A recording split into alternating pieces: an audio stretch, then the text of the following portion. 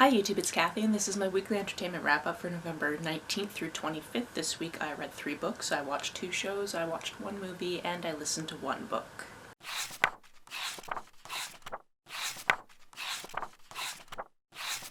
First this week I read Satan's Silence. This is a book from the 1990s, and it has to do with the origins of satanic panic. You may not be shocked to find out that it was kind of a mass hysteria thing.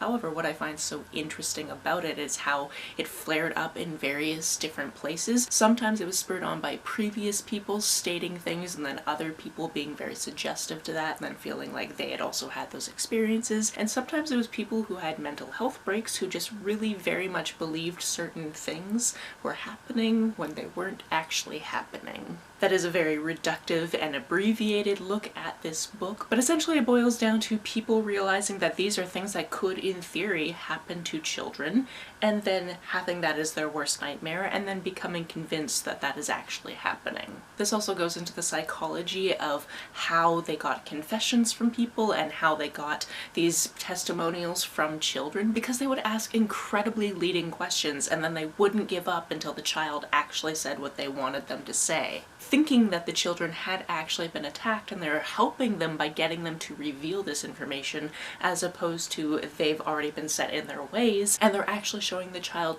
love when they do what they want the child to do in order for them to get the answers that they want. This was incredibly informative, and I'm really glad that I used the interlibrary loan system through my library to get it, because my library didn't have it, and especially because I was planning to read a highly debunked and discredited book from the 1980s that basically started off a bunch of this that is actually local to me. However, it's a St. Martin's Press title, so I cannot and will not be reading that. At the very least, until they address the concerns of the boycott. Next I read Your Lonely Nights Are Over. This is a mystery thriller slasher type of novel, and I very much enjoyed it. I read it in under 24 hours, which felt like such a juxtaposition from the last book, because the last book had very teeny tiny little print and was very, very dense, and then this one had much bigger print because it's a YA title, wider margins, so even though it had more pages, it probably had the same amount of content, but I went through this much faster because I just really wanted to know how it was going to go. Essentially, these high school kids are in this era where this new documentary has come out on Netflix about this cold case where about 50 years ago this person used to send messages to people about how they're too lonely, and then within 24 hours they would kill that person and leave a little card saying your lonely nights are over. As we meet our 2 point of view characters who are best friends at this high school, they are being accused of sending these texts to somebody in the queer club saying that they are going to be the next victim, essentially. They're both gay, but they haven't been to the queer club in a very long time because the guy who leads it has this vendetta against them and is slowly turning everyone against them, and they don't have time for that bullshit, but they also didn't send these texts. And then, because I told you this is a slasher type of book, people start dying. Now this one does have some excellent twists and turns. However, I definitely knew who the killer was pretty early on, so I spent a large amount of the book going, come on, just reveal this thing that nobody else is seeing. And some of the deaths strain credulity at some points. However, I did have a lot of fun with this. It's one of those books where you're like, yeah, I'm pretty sure that this type of person wouldn't be able to pull that off, but I actually don't care because I'm having so much fun trying to figure out what's going to go on, what's happening, how they're going to get out of this situation. This book had a lot to say about respectability, politics, queer culture, the loneliness of being queer, all of those types of things, and I very much enjoyed it for that.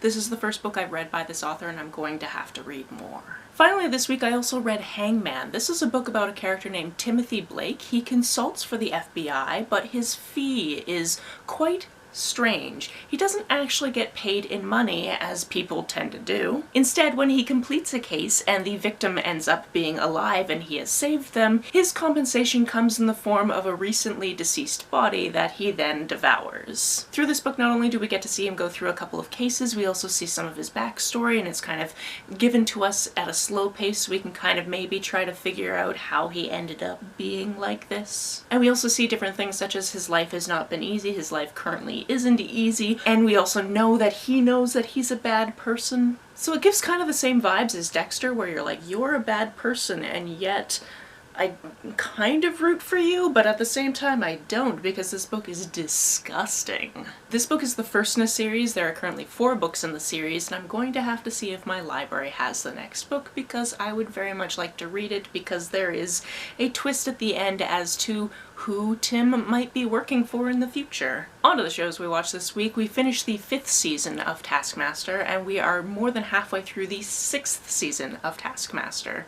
There's currently 16 seasons, and I feel like we're going to go through all of them, maybe before the 17th season comes out. Who knows, because I think they're currently casting for that one. If you've never heard me talk about it before, and you've never heard of it, Taskmaster is a show in which 5 comedians are given tasks, and they are basically graded on how well they did these tasks. Whoever gets the most points wins something in the episode. Whoever gets the most points overall wins the season. Their tasks tend to be ridiculous, and also there's a lot of banter between the Taskmaster and his assistant, and if you actually read the credits you realize that his assistant has actually written the majority of the show, and I'm pretty sure he created at least the most recognizable music from the show and all of those types of things, so it's just fun to watch. Their dynamic is really fun. Even if you've never heard of the comedians who are on the show, they all really grow on you, and even if they're doing really, really poorly, some of them you just root for anyway because they're adorable and their laughter is hilarious to you. The other show I watched this week is the first 6 episodes of the 3rd season of Only Murders in the Building. Now, I had seen the first 2 episodes of this season prior to this,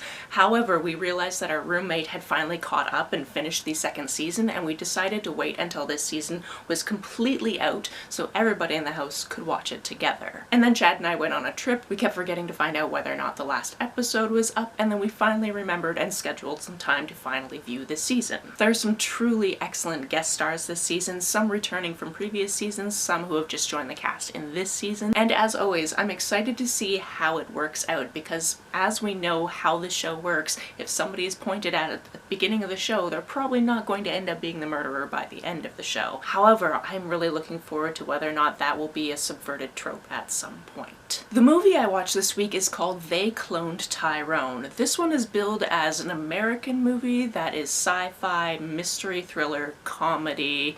It had a bunch of different things to it, but basically my roommate knew that it was supposed to be comedy, and that the 2 male leads were John Boyega and Jamie Foxx, and I went, yes, I will watch whatever this is. By the time we got to the end of it, we didn't know if this was purely comedy, which is why we looked it up and saw that it had these other designations, and we're like, okay, yeah, that makes more sense. However, it is very funny in points. This is one of those movies where I sit here and I'm like, how exactly do I describe this without giving too much away? And then I remember that the title is They Cloned Tyrone, so I can go pretty far into what this is, and I'm not giving anything away. The title did. Essentially, we have our main character. He's going about his business, trying to collect money for his various business dealings, and by the end of this day, he ends up with at least a few holes in his body. However, he wakes up the next day and he's completely fine, which very much throws off the people that know that he died the day before. Through some sleuthing, they come to find out that things are not as they seem in their neighborhood. They're also joined by one female character that kind of makes this a trio of sleuths, and I very much enjoyed her. I've never seen her before, to my knowledge, in anything, but she was great. And also her character definitely read all the Nancy Drews when she was a kid, which I was very amused by, because she was talking about, like, what would my girl Nancy do in this situation? And yeah, I have all of the original Nancy Drews. Not necessarily in the original covers, but yeah, they're all just staring at me from that windowsill over there. All that to say, yeah, definitely relatable. There was a lot to this one that makes you think. It got mind-bendy at points, and I would recommend it. Finally, the book I listened to this week is All the Sinners Bleed by S.A. Cosby. This is a book about a man named Titus who has recently been elected to be the sheriff in a small town in the South. He is the first black man to ever hold this office, and obviously that comes with its challenges. He, however, is very qualified for this position because not only is he from this small town, so he has all of that knowledge, he also used to be in the FBI for quite some time, so has a lot of profiler knowledge. Just basically has a wonderful skill set that one would think is above this position. However, a little while ago his father needed to have an operation. He came back to town. He won the election to become sheriff, and now he's living there. He's got a girlfriend. He's going about his life in this small town, doing his best with the politics of the area.